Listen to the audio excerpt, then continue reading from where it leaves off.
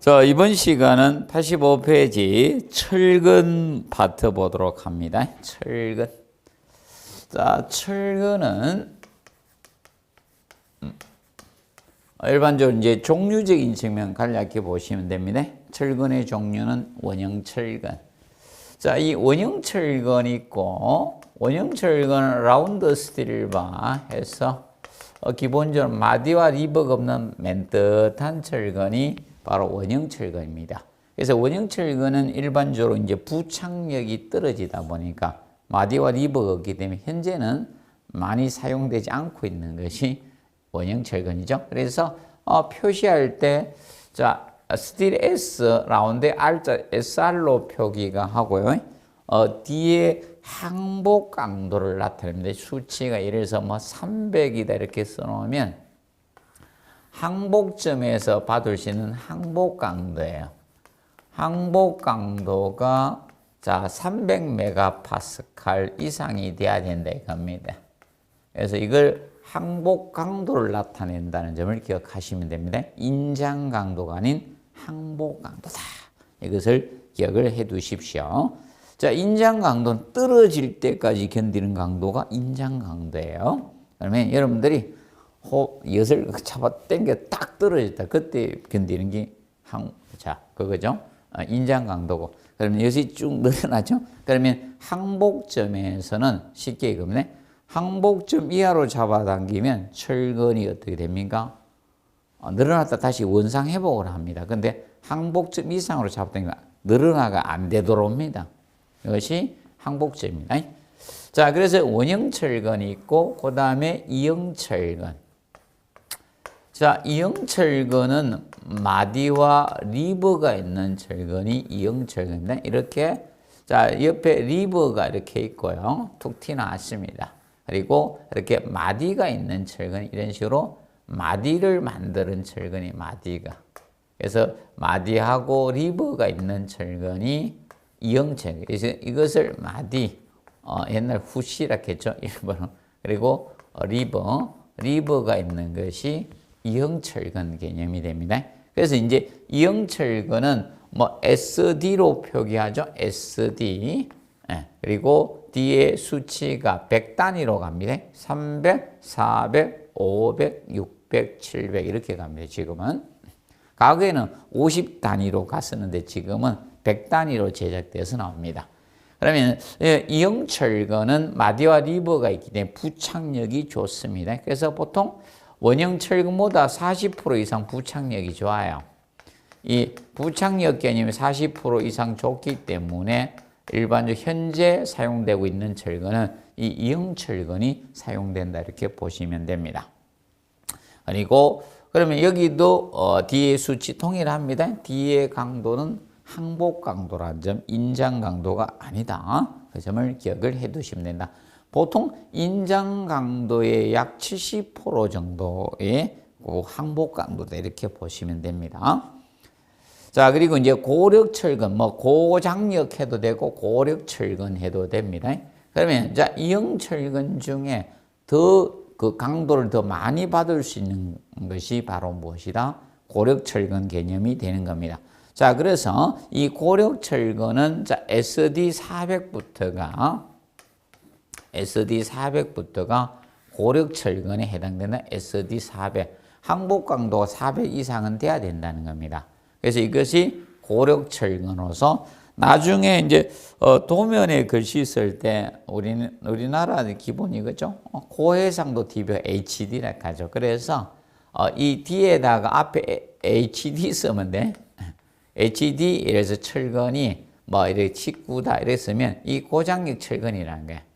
뭐 HD 뭐 22다 이렇게. 그러면 보통 이형 철근의 경우는 도면에 자 철근 표시할 때 그냥 D 이렇게 해서 D19, D22 이런 식으로 나가요. 그런데 HD 하이바라는 거는 더 높게 받을 수 있다는 겁니다. 그래서 HD가 바로 고장력 철근 19mm다 이겁니다.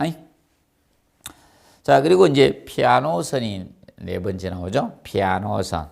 자, 피아노선을 우리가 PC 강선이라고도 합니다. PC 강선. 피아노선. 여러분들 이 피아노선은 어디에서 많이 볼 수 있는가 하면, 자, 무협 영화 촬영할 때, 액션 할 때, 사람이 막 나르죠. 그것이, 이 와이어 액션이 바로 피아노선입니다. 일반 철선 가지고 하면 다 떨어집니다. 그래서 이 피아노, 그래서 일반 철근보다 5배 정도 강도가 큰 철근이 피아노선이에요. 그래서 얘가 5배 정도 강도가 커요. 5배 정도 강도가 커요. 그래서 프리스테스 콘크리트 만들 때 사용하는 특수 강선이 피아노선 개념이 됩니다. 자, 그리고 이제 철선을 우리가 샤워로 표시합니다. 철선을 샤워로 표시하죠. 철선. 그래서 여기는 이제 번호가 커지면 가늘어져요. 그래서 샵 8번이었다. 그리고 샵 18번이 있다. 그러면 번호가 커지면, 이 수치가 커지면 가는 철선이 돼요. 이 샵 수치 번호가 작아질수록 굵은 철선이다. 이렇게 보시면 됩니다. 자, 그리고 용접철망, 와이어 메쉬, 용접철망. 자, 용접철망 개념은 와이어 메쉬입니다. 자, 철선을 갖다가 직교해서, 자, 우리가 전기 용접해서 만든 거죠. 전기 용접해서 만든 것을 와이어 메쉬라고 칭하는 겁니다. 와이어 메쉬. 자, 간단히 기억을 해 두시고, 그 다음에 자, 배력근, 용어 정리에서 배력근 나오죠. 배력근.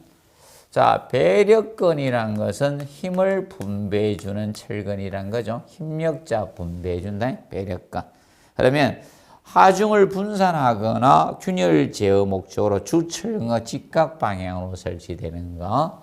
자, 그러면 예를 들어서 이겁니다. 기초판에 예를 들어서 이게 기초판이었다.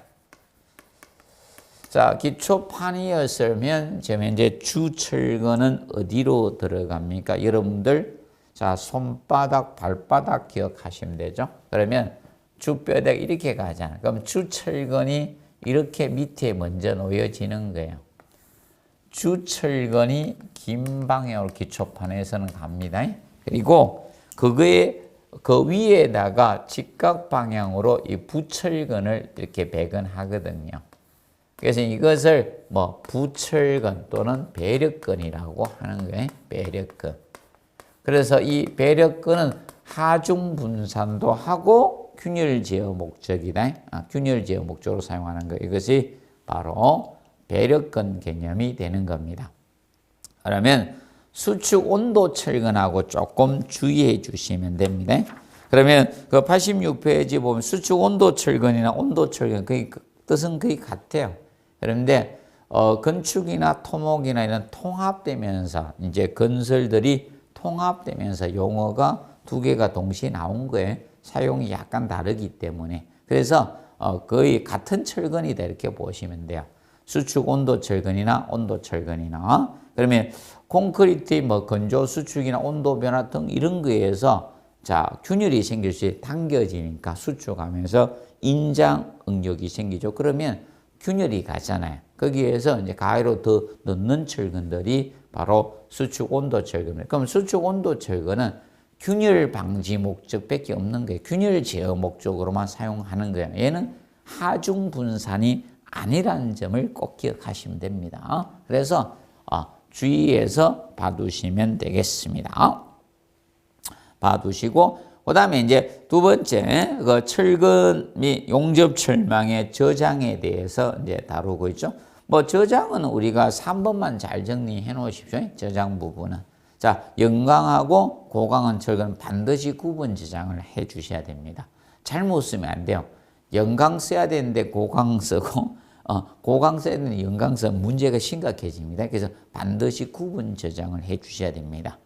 자, 과거에는 철근 끝부분에 여기에 색깔을 칠해내서 우리가 강도를 알 수가 있었거든요. 지금은 철근에다가 찍어서 나오기 때문에 잘 안 보입니다. 글씨를 봐야 됩니다. 그래야 알고, 그 다음에 태그가 이제 철근, 이제 묶음으로 사올 때 그때 태그의 색깔이 있기 때문에 철근의 단면에 색을 안 칠해놨습니다. 그래서 구분 저장하는 게 기본이다 이렇게 보시면 되겠고요. 그다음 이제 철근의 가공 부분에 대해서 봅시다. 철근의 가공. 철근은 이제 예를 들어서 겁니다. 띠철근이나 이런 거 만들어야 될 거 아닙니까? 우리가 갈비뼈, 너건, 스트럽 이런 가공을 해야 되잖아요. 그리고 굽힘철근은 이렇게 철근을 굽혀서 사용을 해야 되겠죠. 그러면 가공을 하게 된다는 겁니다. 그러면 철근의 가공은 상온에서 가공하는 것을 원칙으로 잡고 있는 겁니다. 자, 옛날 가그에는 철근을 25mm 이하는 상온에서 냉각 가공한다. 그리고 28mm 이상 가열 가공한다. 이렇게 나왔거든요. 그러니까 현재는 원칙만 있는 게 상온에서 가공하는 것을 원칙으로 한다만 원칙론만 있습니다. 예외 규정이 없어요.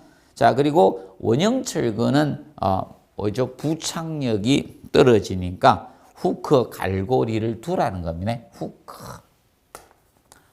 후크가 갈고리죠. 이거는 낚시바늘 생각하면 되죠. 낚시바늘. 그래서 이제 후크 갈고리는 사실상 그죠? 철근이 뽑히지 않도록 철근 끝부분을 구부려 둔 거죠. 구부려서 갈고리 모양으로 만들어서 부착력을 증가시키는 목적으로 사용이 후크입니다. 그러면 후크적인 측면은 자, 이형 철근은 원칙은 부착해 주니까 생략할 수가 있다는 겁니다. 자, 그런데 다음 점 후크를 두라. 그걸 가지고 중요 부위는 다 두란 뜻입니다. 그래서 거기에서 대표적으로 스트럽이나 띠철근도 후크가 돼야 된다. 이게 이형철근이라도. 스트럽이 너건이잖아요. 스트럽 너건은 자, 주철근, 그래서 보에서 축방향철인 주철근을 감싸는 보조철근이 스트럽이죠. 갈비뼈근 생각하면 되죠. 그리고 띠철근은 기둥의 주철근을 감싸는 철근이 바로 띠철근입니다. 그러면 쉽게 이 스트럽이나 무엇이다 띠철근도 갈고리 후크를 둬야 된다는 거예요. 얘들도 후크를 생략할 수 있는 게 아니고 후크를 둬야 된다는 거예요. 후크, 갈고리. 이것도 갈고리에 둬야 된다는 겁니다. 갈고리 둬야 된다. 그런데 이제 보에서는 자 주의할 것이 생략할 수 있는 게 하나가 있습니다. 지중보. 지중보는 갈고리를 생략할 수가 있습니다. 갈고리를 생략할 수가 있습니다.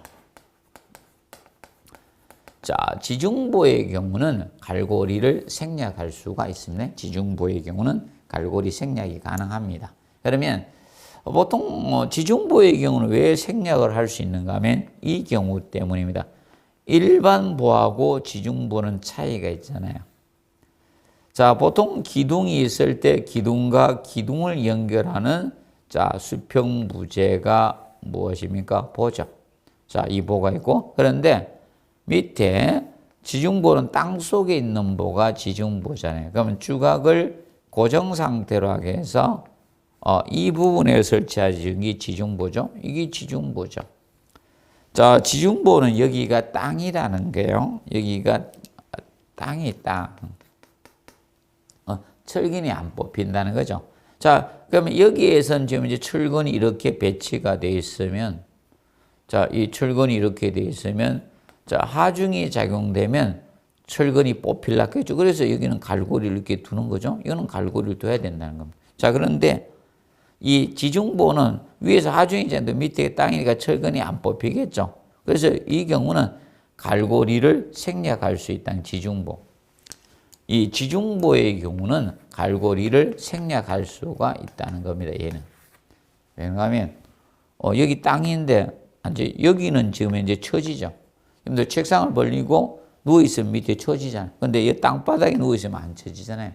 그래서 갈고리를 생략할 수가 있다는 겁니다. 그 점을 구분해 두시면 되겠습니다. 그래서 요거 가지고 시험을 한번 출제했었죠. 스트럽 가지고. 후크를 둬야 되는데 생략할 수 있다라고 했죠. 자, 간단히 기억하시고, 그리고 이제 갈고리는 주철근에는 우리가 갈고리가 두 가지가 있죠. 표준 갈고리가 180도 개념하고 자 90도 개념 두 가지가 있고요. 그런데 자 이제 스트럽이나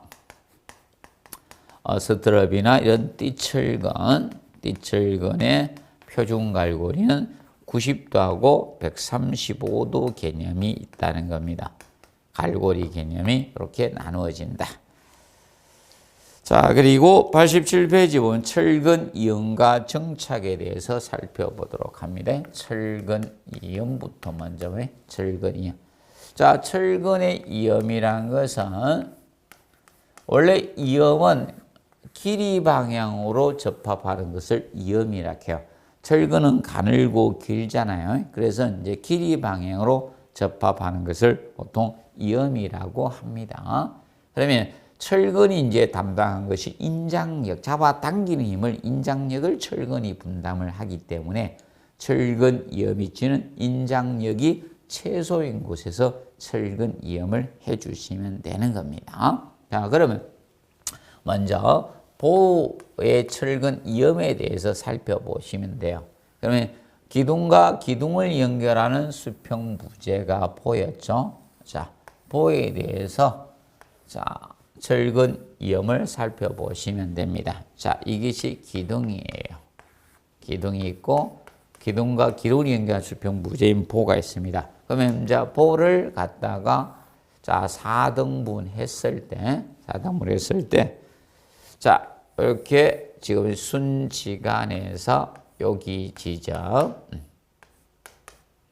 했죠. 그러면 여기가 4분의 1 지점이 되는 게 4분의 1 지점에서 자, 그래서 양쪽을 담부라 해요.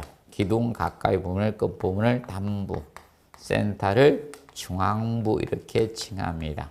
그러면 보가 있을 때 휘어지는 모멘트, 힘 모멘트가 자, 이런 형태로 생긴 힘 모멘트는 이어지는 모멘트는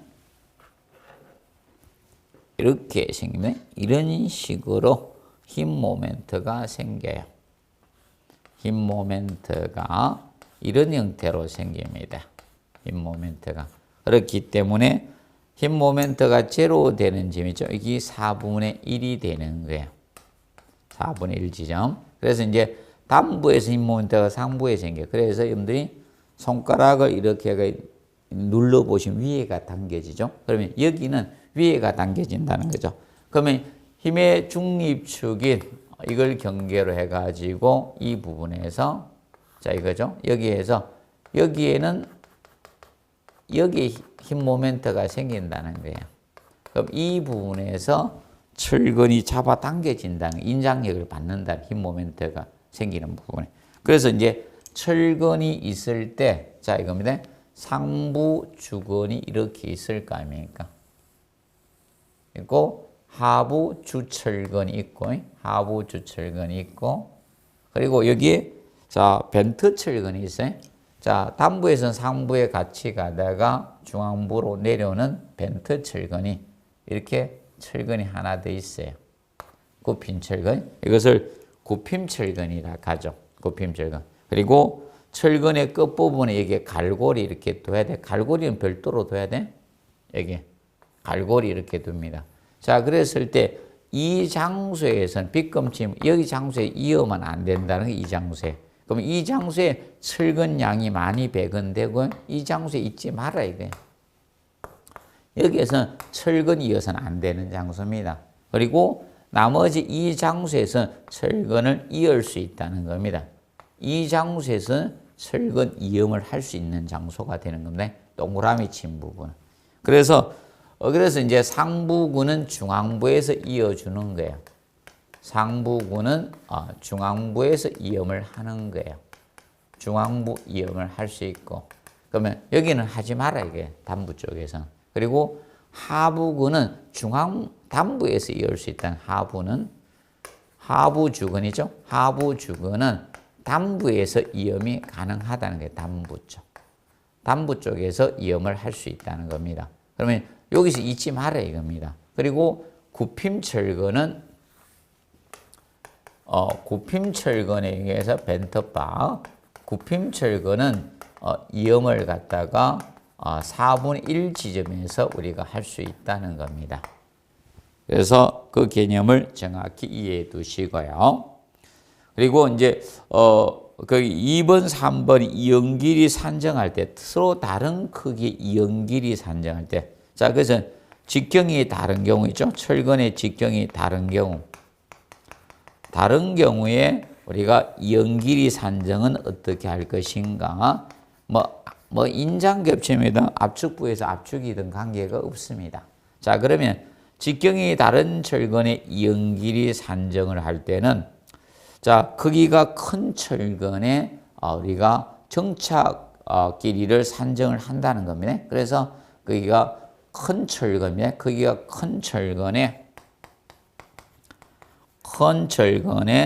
정착 길이를 산정을 하는 거예요. 정착 길이 산정하고, 그 다음에 자 가는 척이죠. 작은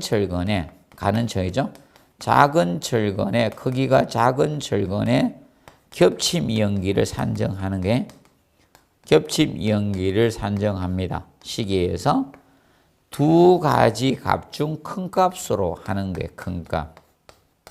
이연 길이는 두 가지 산정한 값 중에 큰 값으로 우리가 이연 길이를 산정을 하게 됩니다.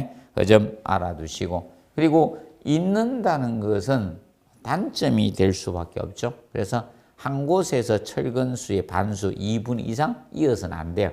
나누어서 이어주자 이 뜻입니다. 나누어서 이어주시면 되겠습니다.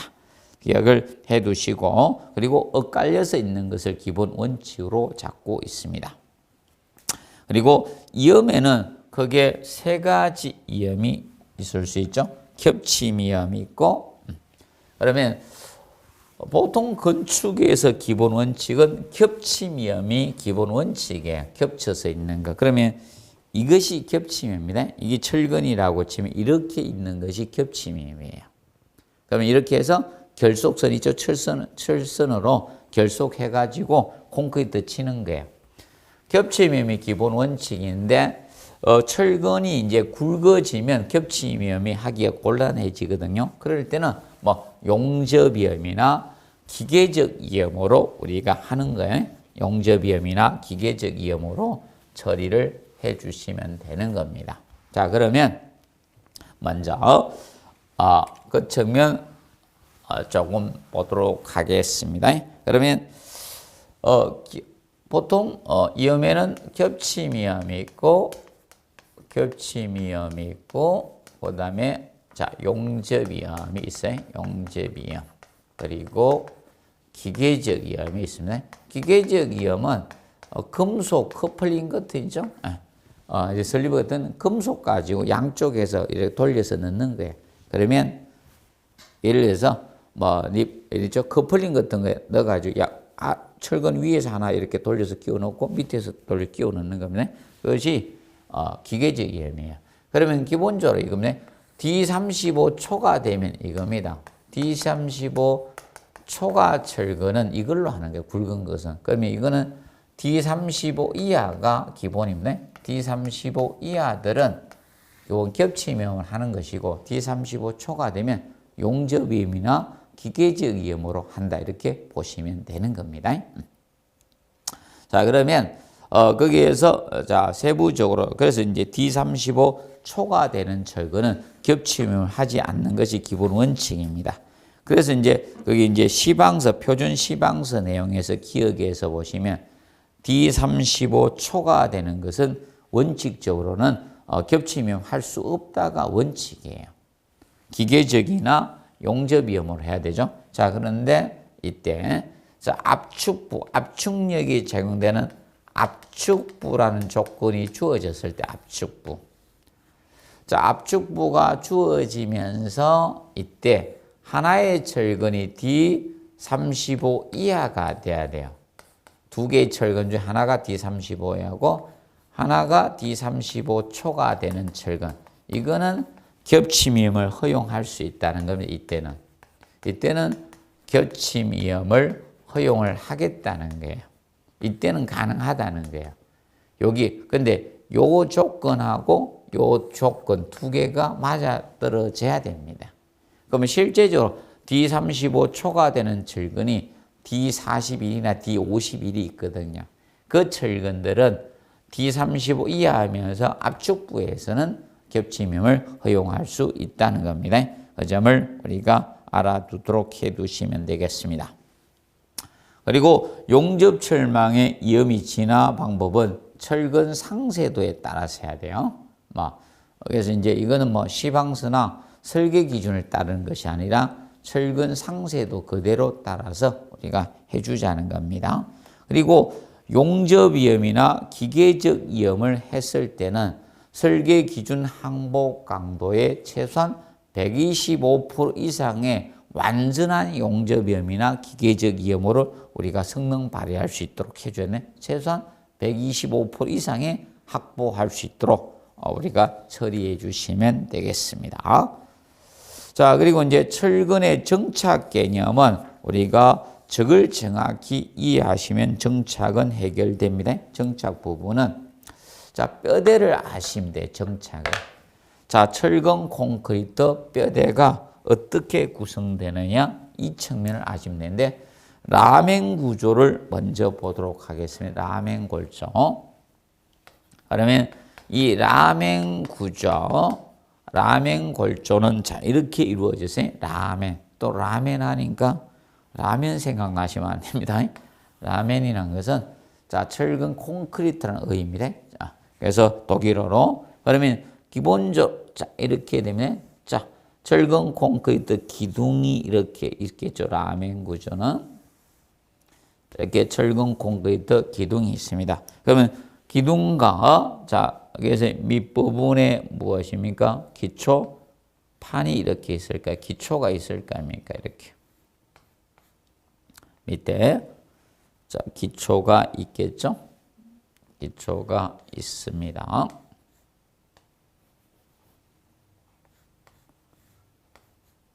이렇게 있겠죠? 그러면 이때 자 보통 기둥과 기둥을 연결하는 수평 부재가 큰 보잖아요.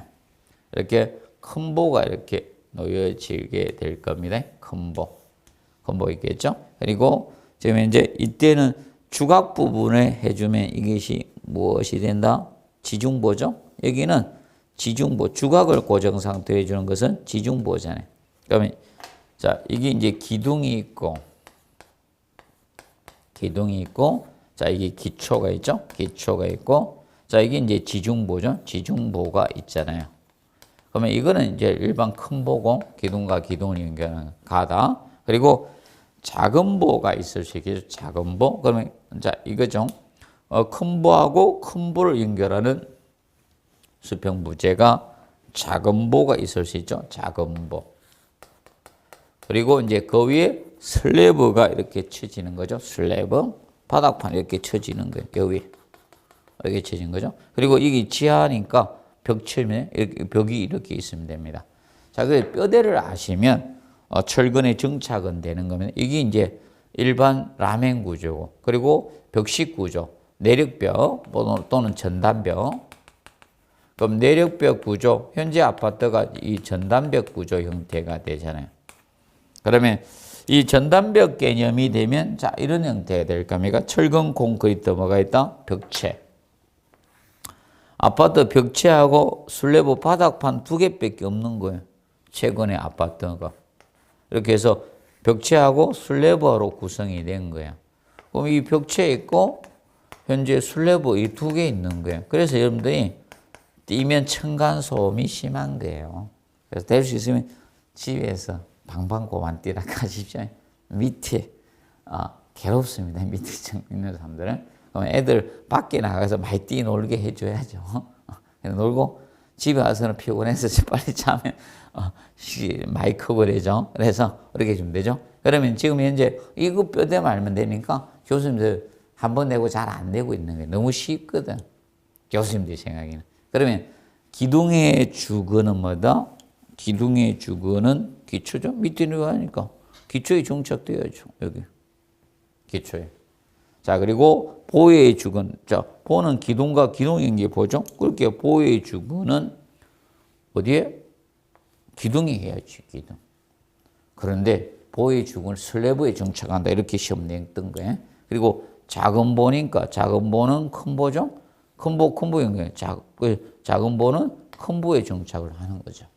정착은 고정시키는 게 정착 아닙니까? 그리고 지중보는 기초해도 되고, 지중보는 기초해도 되고, 기둥해도 되는 거예요. 자, 그리고, 자, 벽철거는, 자, 이거죠? 벽은 수평철거는 기둥에 하면 되죠?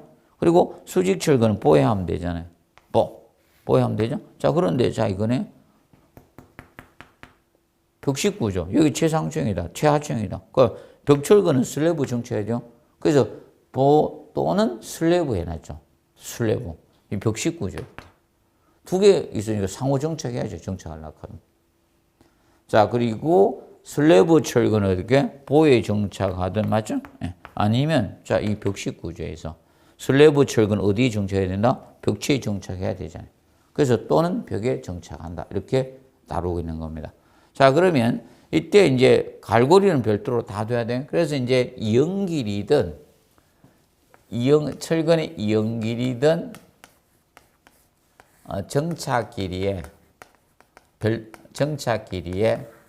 이연길이 정착길이에 갈고리는 포함 안 돼. 별도네. 갈고리 후크, 갈고리 길이는 포함이 안 됩니다. 별도로 둬야 됩니다. 갈고리 길이는 별도로 둬야 됩니다. 쉽게 낚시줄은, 낚시 바늘은 따로 놓잖아요. 맞죠? 다른 재료잖아요. 그래서 갈고리 길이는 별도로 둬야 된다는 점을 기억을 해 두시면 됩니다. 자, 그리고 이제 5번에, 자, 89페이지 철근과 콘크리트 부착력 개념. 자, 이 부착력은, 그 부착력에서 부착 강도가 생기겠죠? 부착 강도.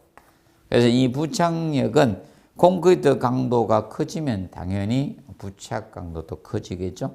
제일 중요한 게 2번이에요. 철근의 주장에, 자, 비례하죠? 주장을 증가시키면, 철근의 주장을 증가시키는 것이 부착력 증가에 가장 효과지죠. 철근의 주장. 자, 이 둘레 길이죠. 둘레 길이를, 자, 주장을 증가시키는 것이 부착력 증가에 제일 효과적입니다. 그러면 주장을 증가시키는 방법에 단면적이 동일할 경우, 결국 철근량이 같다 이 뜻입니다. 단면적이 동일한 경우에 굵은 철을 적게 사용하다 가는 철을 많이 사용해 주장이 증가되죠. 자, 그러면 이것은 철근량이 동일한 경우, 철근량이 동일할 때는 가는 철근 써주네. 가는 철근 많이 써라 이거야. 이 가는 철근을 사용하자는 거예요. 가는 철근을 사용을 하는 것이 부착력 증가의 효과적인 방법이 되겁니다. 자, 그러면 예를 들어서, 자, 이겁니다. 자, 이런 단면이 있다라고 가정을 합시다. 이런 단면이 있었습니다. 자, 여기 이제 철근을, 여기는 굵은 철근을 이 4가닥만 썼어요. 있었을 때 둘레 길이하고, 여기는 가는 철근을 썼는데, 이거 철근의 개수를 많이 쓴 거예요. 자, 철근량은 같다는 거예요. 단면적은 같다는 겁니다. 그럼 지금 현재 이렇게 해서, 이 양은 같은데 둘레 길이는 가는 철근 쓰는 게 더 많아진다는 거죠. 실제 주장은 얘가 더 크다는 거예요. 얘가. 철근의 주장이 가는 철근 쓰는 게 많아지니까 나중에 길이만 곱하면 표면적이잖아. 그러면 철근하고 콘크리트 접합하는 면적이 많아지겠죠? 그래서 부착 강도 증가에는 가는 철근 쓰는 게 유리한 겁니다. 그러면 가는 철근 쓰는 것이 좋습니다. 균열 제해도 좋고, 부착 강도 증가에도 유리한 것이 가는 철근 사용하는 겁니다. 그리고 가는 철근 써야지 치마 균열도 줄일 수가 있는 겁니다. 그래서 이걸 항상 여러분들이 잘 정리를 해 두시면 되겠습니다. 봐두시고. 자, 그리고 보통 이형철근하고 원형철근 비교했을 때 당연히 누가 부착력이 좋아야 된다? 이형철근이죠. 그렇죠? 마디와 리버가 있는 이형철근이 원형철근보다 부착 강도는 좋아집니다. 부착력 얘가 좋습니다. 그래서 이형철근을 현재 사용을 하고 있는 겁니다. 그 측면 기억해 두시고. 자, 그런데 철근의 강도나 품질은 부착력하고 연관성이 없습니다. 철근을 콘크리트가 감싸고 있죠. 그래서 콘크리트의 강도나 이런 건 관계 있죠. 근데 철근은 표면 거칠기 있죠. 녹슬었냐 안 들었나. 단면 형상, 이형이야 원형이야. 이런 단면이나 이런 것, 또 철근의 주장 이런 건 연관이 있지만 철근의 강도가 크냐 작으냐 이런 것은 영향을 주지 않는 변수 요인이라는 점을 기억을 해 두시면 되겠습니다. 그리고 철근의 간격적인 측면이 나오죠. 철근의 간격. 자, 철근의 이제 간격적인 측면에서 우리가 알아두실 거는 철근이 있을 때, 자, 이거 뭐 이형철근이라 봅시다. 그럼 튀어나왔을 거 아닙니까? 리버나 마디가. 그러면 이형철근이 이렇게 있을 때, 철근이 있었네. 그러면 보통 이 간격을 순간격이라고 표현해. 가장 외단에서 외단까지 이것이 순간격을 뜻하는 거예요. 이게 순간격. 그리고 여기에서 이것이 중심간격이고, 이것은 중심간격이고요. 자, 그러면 기둥이나 보에서 이 주철근은 순간격으로 따지는 거예요. 기둥이나 보의 주철근은. 기둥이나 보에서는 순간격 형태로 가는 거고, 이제 벽체나 이런 슬래브와 같은 데서는 간격이 넓게 가니까 중심 간격 형태로 간다. 이렇게 보시면 됩니다. 이때 그 순간격이 해놨죠. 순간격은 25mm 이상 또는 철근 공칭 기름 이상 중 큰 값으로 하면 됩니다. 그런데 골재, 굵은 골재 자갈은 조건이 몇 가지 계산해서 그중 큰 값으로 하기 때문에 좀 복잡습니다. 간단히 25mm 이상하고 철근 공칭 기름 이상 중 큰 값으로 가주면 된다. 간단히 기억해 놓으십시오. 그 점 봐두시고, 그리고 이제 거기 저거 해놨죠. 거기 나선 철근이나 띠철근에 배건된 압축 부재에서 축방형 철근의 순간격을 40mm 이상으로 하고, 그러면 예를 들어서 나선 철근, 띠철근이니까 압축 부재니까 기둥이죠. 그러면 축방형 철근의 순간격은 40mm 이상으로 하고 또는 공칭 지름의 1.5배 이상으로 하라 이겁니다. 자, 그래서 이제 보시면 되겠고, 그래서 이제 거기에서 이제 3번 조금 알아두십시오. 3번 개념. 그리고 철근의 피복 개념. 자, 철근의 피복은 자, 이겁니다. 가장 외단에서 나타나는 기준이죠. 그러면 뭐 피복의 정의나 이런 것은 지금은 잘 안 묻습니다. 이미 많이 물었기 때문에. 그러면 기둥의 경우는 바깥에 감싸는 철근이 띠철근이 바깥에 감싸요. 보에서는 바깥에 감싸는 철근이 무슨 철근이다? 너끈 스트럽이 있는 것이고요. 그러면 바깥에 띠철근이 있고 안에 주철근이 안쪽에 이렇게 있어요. 주철근들이. 그래서 기둥은 철근을 보시면 이렇게 안에 주철근, 축방향 철근이 이렇게 놓여지고 바깥에 감싸는 띠철근이 바깥쪽에 있는 거예요. 이 띠철근이. 그러면 원형기 이런 띠기둥에서는 띠철근이고 나선 기둥에서는 나선 철근이 바깥에 감싸겠죠. 그러면 이 피복 두께라는 것은 가장 외단에 있는 철근으로부터 콘크리트 표면까지 최단거리죠. 이것이 피복 두께가 되는 거예요. 피복 두께.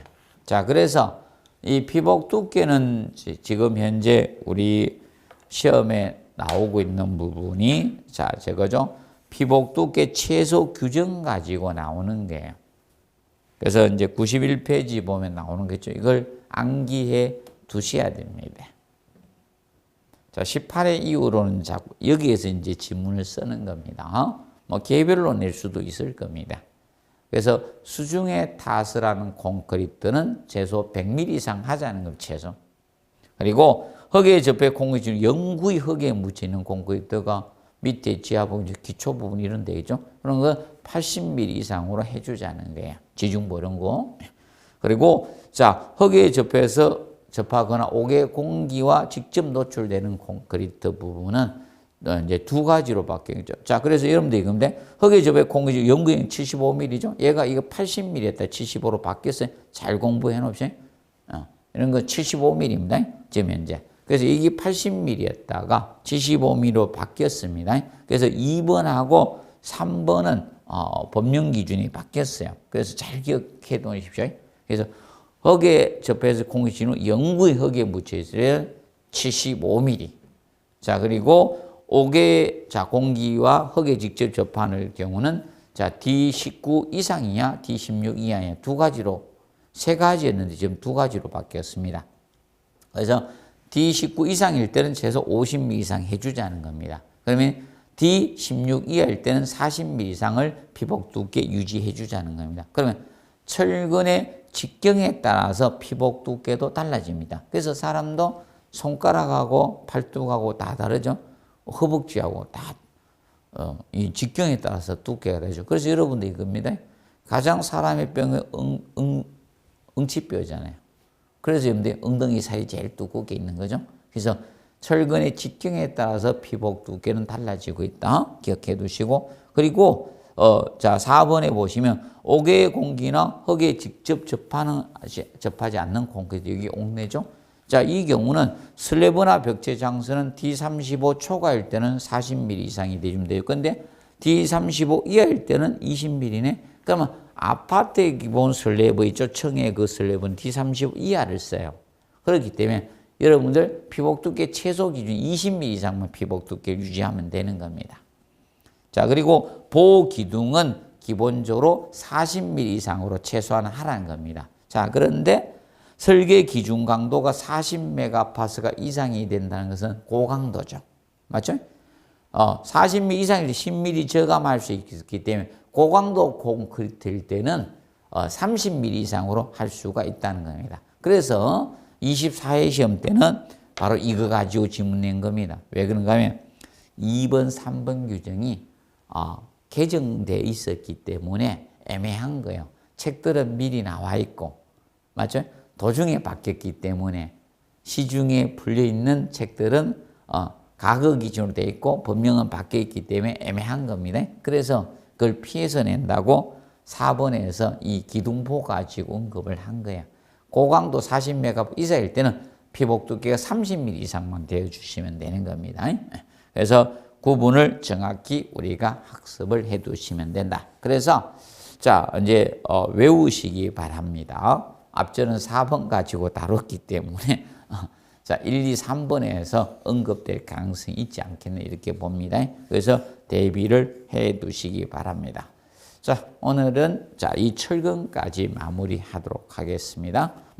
다음 시간에 93페이지 거푸집 공사부터 하도록 하겠습니다. 수고하셨습니다.